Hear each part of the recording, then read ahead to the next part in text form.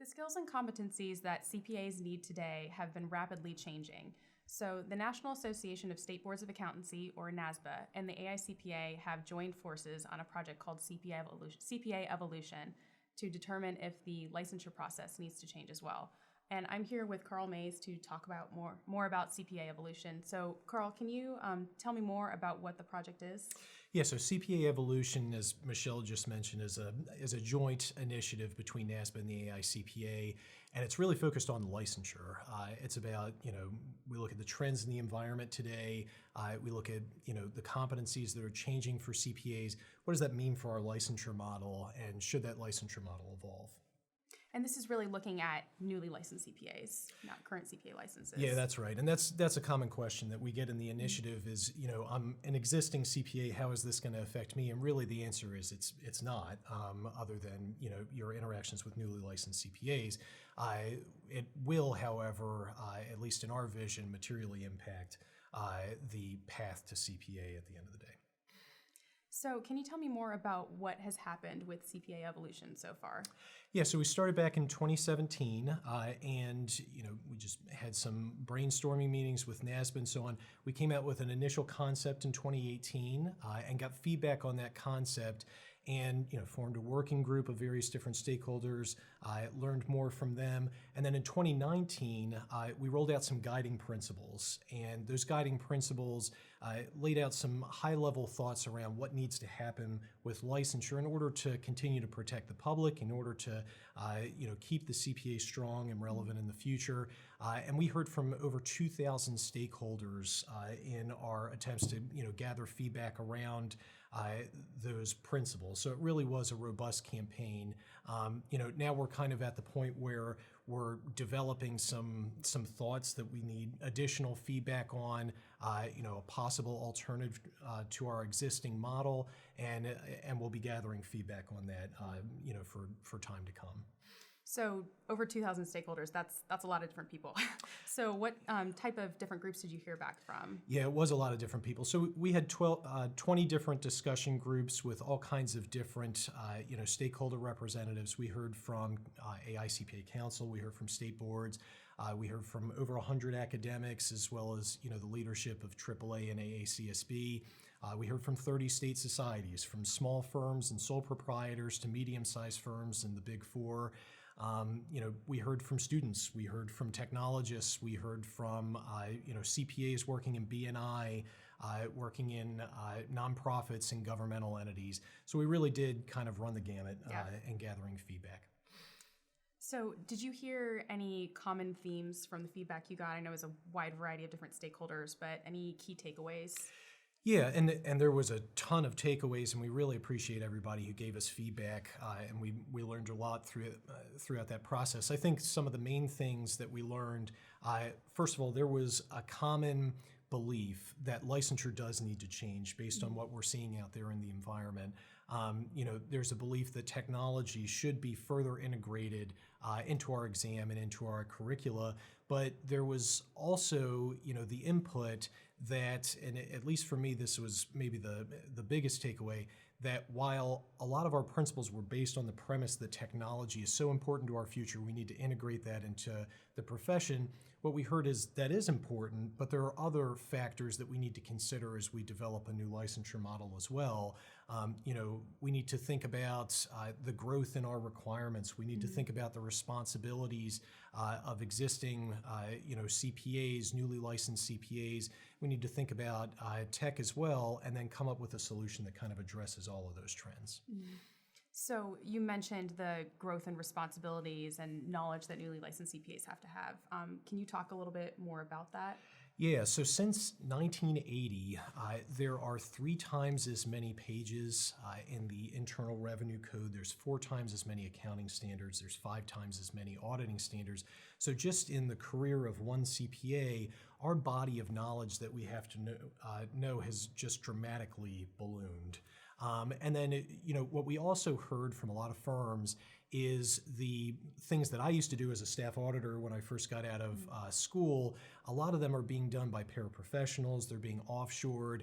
They're being automated. And what that's doing is it's pushing higher level responsibilities down to newly licensed CPAs.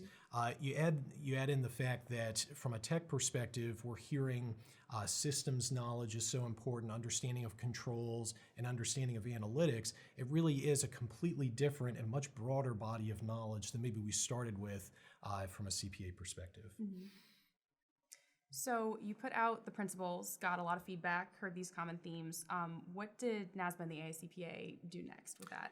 Yeah, so what we did next was we pulled together our leadership and the leadership of NASBA, and we had a series of meetings to discuss what model makes sense from a CPA perspective. So would it make sense to consider certain international accountancy models? We looked at those. Should we be looking at other professions within the United States, like engineering and like medical and like legal?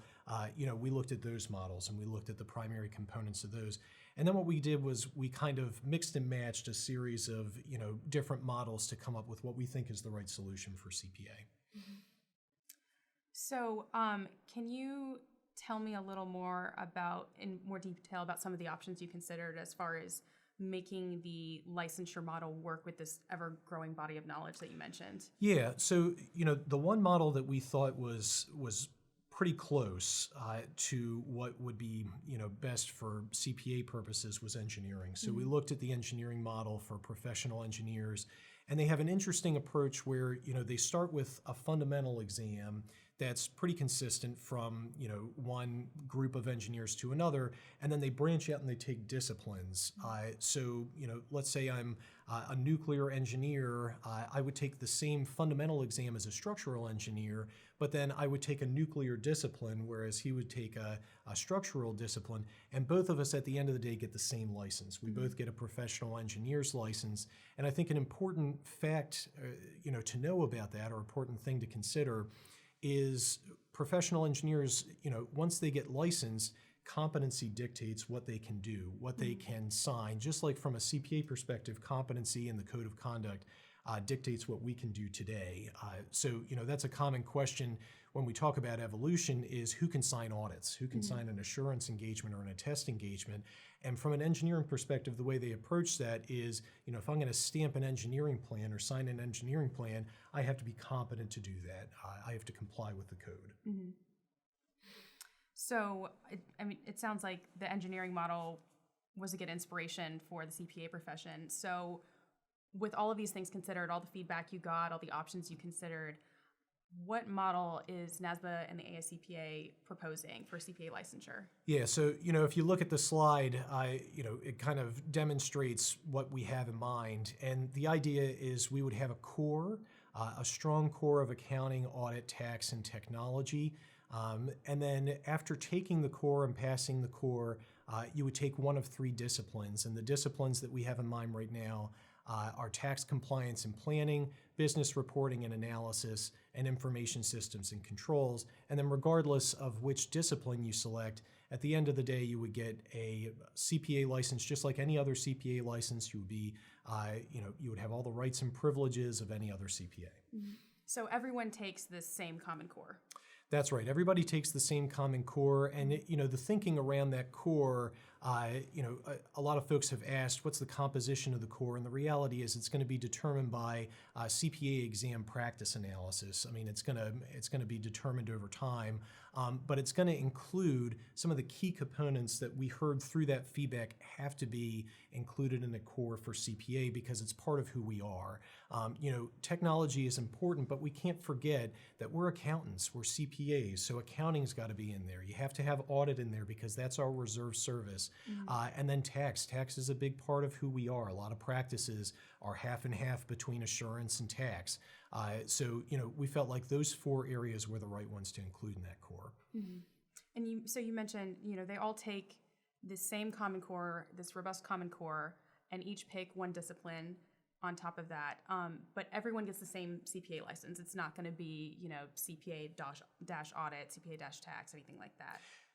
That's right, and that's been one of the common questions too is, let's say I take that tax compliance and planning discipline, does that mean I'm kind of relegated to tax for the rest of my career?